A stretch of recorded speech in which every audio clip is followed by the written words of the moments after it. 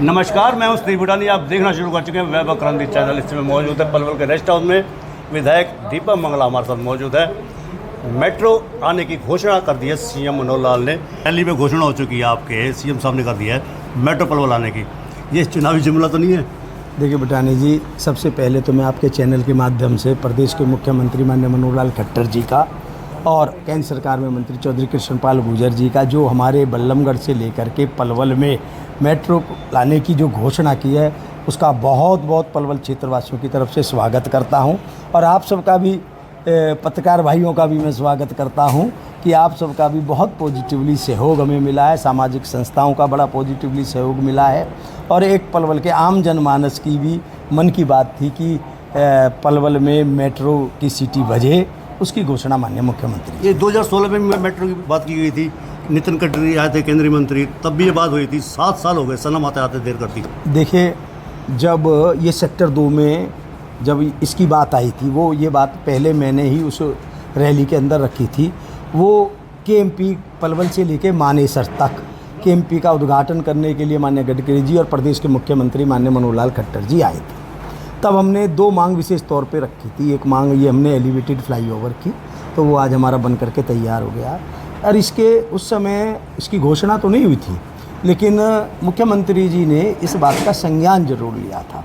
लेकिन इसकी घोषणा माननीय मुख्यमंत्री जी ने 25 तारीख को जो हमारी रैली पृथला के अंदर हुआ, उसमें माननीय मुख्यमंत्री जी ने घोषणा की है। और जिस तरीके से तेज़ी इस प्रोजेक्ट को लेकर के और आम जनमानस की भावनाओं को ध्यान में रख के माननीय मुख्यमंत्री जी ने इस घोषणा को की है।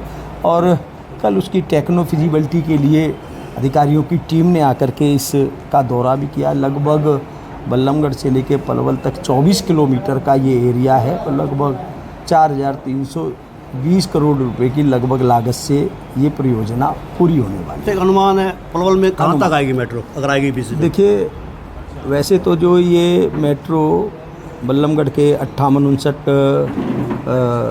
सेक्टर से लेते हुए ये सीकरी, सोपता, हरपली, पृथला, बगोला और पलवल तक ही आएगी। अब ये तो जहाँ तक भी जो फिजिबिलिटी बनेगी वहाँ तक ही ये आएगी।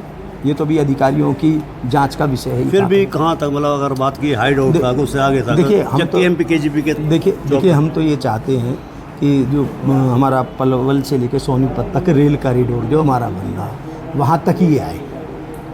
अच्छा, सोशल मीडिया एक बात आ रही है कि रसूलपुर रेलवे जो ओवरब्रिज है वो पहले बनेगा या आपका मेट्रो पहले आएगी? ये बताइए। आप 6 डेडलाइन आ चुकी है उसकी। देखिए भूटानी जी, कोरोना की वजह से रसूलपुर आरओबी में समय लगा, लेकिन मैं अगर यहाँ कहना चाहूँ, पहले इसकी ये 2 मुख्यमंत्रियों की घोषणा थी, लेकिन हमारे मुख्यमंत्री जी ने इसकी घोषणा भी की, इसका काम भी शुरू हुआ।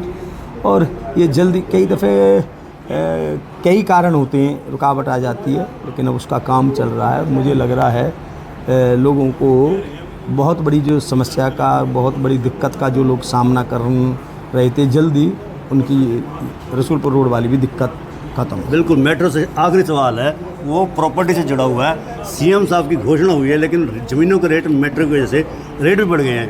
पलवल में 1-1 करोड़ रुपए की ऊंचाई आ गई है। ये मेट्रो आए ना आए, लेकिन आपकी ज़मीनों के दाम पलवल के बढ़ गए हैं। देखिए, मेट्रो भी आएगी, और जब कहीं भी कोई विकास होता है, कहीं भी कोई विकास काम की कहीं भी शुरुआत होती है, तो निश्चित तौर पर वहाँ पर लोगों के मन में वहाँ पर बसने की, वहाँ पर रहने की, वहाँ पर काम करने की, वहाँ पर अपना रोज़गार लगाने की इच्छा तो होती है। जब वो इच्छा होती है तो निश्चित तौर पर उससे कहीं ना कहीं प्रॉपर्टी में भी उछाल आता है। और अगर कोई प्रॉपर्टी में उछाल आता हो तो ये आप मान करके चलिए कि वहाँ विकास कार्य होने वाले हैं। तो ये थे पलवल के विधायक दीपक मंगला। मेट्रो की घोषणा के बाद से बहुत ही खुश हैं। हाँ जी सर, खुश भी क्यों ना हो, पलवल एक सौगात है मेट्रो की, वो सीएम मनोहर लाल ने की है। नीचे जो आप देख रहे हैं YouTube channel, Facebook page, Instagram और ट्विटर हैंडल, लाइक फॉलो अवश्य कीजिए और इस कमेंट बॉक्स में ज़्यादा से ज़्यादा प्रतिक्रिया भी दें, उस लिंक को ज़्यादा से ज़्यादा शेयर भी कर दीजिए। धन्यवाद। जय हिंद, जय भारत।